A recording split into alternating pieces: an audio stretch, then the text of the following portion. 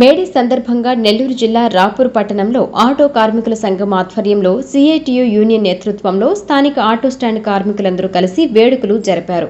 ఈ వేడుకలలో భాగంగా పేదలకు అన్నదాన కార్యక్రమాన్ని నిర్వహించారు.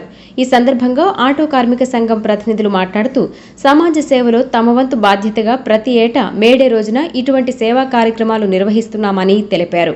ఈ ఏడాది సుమారు 500 మందికి పైగా పేదలకు అన్నదానం చేయడం జరిగిందన్నారు.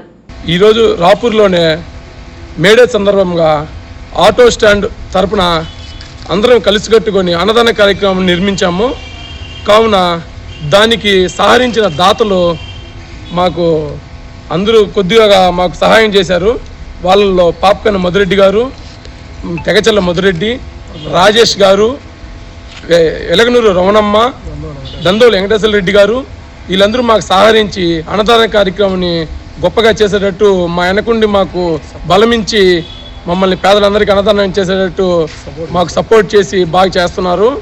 ఈ సూరి ఇంకా ఇప్పుడు కనీసం ఒక 500 మంది చేసాం. ఈ సూరి ఇంకా పైగా ఎక్కువ చేయాలని చెప్పి మనస్ఫూర్తిగా కోరుకుంటూ రాపూర్ సిఐటియు తరపున అందరూ మమ్మల్ని బాగా చూడాలని చెప్పి కోరుకున్నాం మనస్ఫూర్తిగా.